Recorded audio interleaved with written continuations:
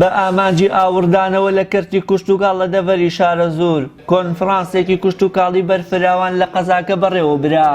لە کۆنفرانسەکەدا تیشخرایە سەر گرفتەکانی کوشتوکاڵ و ئاژەڵداری لەو سنوورە و چۆنیەتی چارەسەری، هەر وەک پرسی بە بازاڕکردنی بەروبوومە کوشتوکاڵەکان گفتوگۆی لەبارەوە کرا.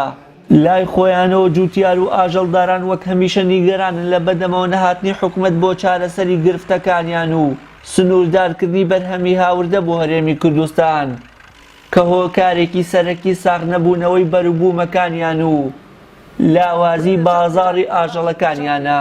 ئێمە بۆ ئەم کۆنفرانسە کۆمەڵێک جوتیاری ئەتوانم بڵێم نمونەیە کە بژێوی ژیانیان لە سا هەشتا لە بواری کوشتوکاڵایە بانگێشت کراون پێشتر ڕابۆچوونیانە وەرگیراوە کە ئێمە داواکاریەکانی ئێوەی جوتیاران چین چۆن بیگەینە بەرپرسان کاربەدەستانی ئێمە بۆ ئەوەی لە ئەو خۆشیان حەزوریانێ لێرە بۆ ئەوەی داواکاریەکان خۆتان بن و ئێمە تەنها گەیەنێرێک بین بەبوونی خۆتان لە کۆنفرانسەکە. سنوورەکەی ئێمە لە دوو بواری سەرەکیە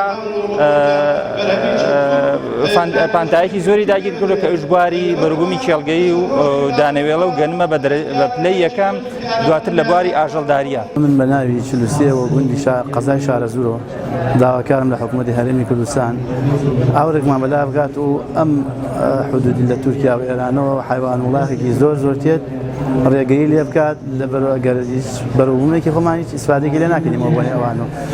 من لە حدودەکان و ئەو کاتە هات ئیسەر بە تیارێشێ لە ئاسمانەوە بۆ مەتارەکانیشمان بڕوە. ئەمجارە وەکو پێداویستی دەرمان هیچ پێداویستێکی دەرمانمان بۆ سەرف ناکرێت.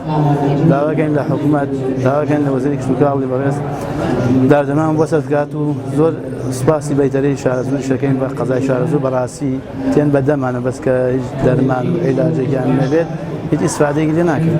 یەکێک لە گرفتە سەرەکی و درێژخایەنەکانی جوتیارانی هەرێم نەناردنی پارەی بەرهەمی جوتیارانە لەلایەن حکوومەتی ناوەندیەوە. پەرلەمانتارێکی عێراقیش ڕای دەگەیەنێ تاوەکو هەرێم نەوت ڕادەستی بەغداد نەکات حکوومەتی ناوەندیش ئامادە نییە پارەی تەواو بنێرێت.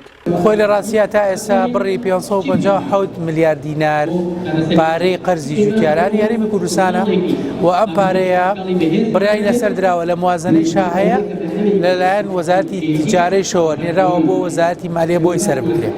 بەڵام بەهۆی بوونی کێشەی نێوان هەرێم و بەغا نەتواننا بخرێتە بواری جێبەجێکردنەوە. قەرارە بوو پێشەوەی کە ئەم خۆپیشاندانانە لە مانگی ئۆکتۆبەر دەست پێ بکە هەوڵەکانمان زۆر چڕ کردبووەوە کە بکرێت بە شێوەی سولفێش بێ بنێرێ.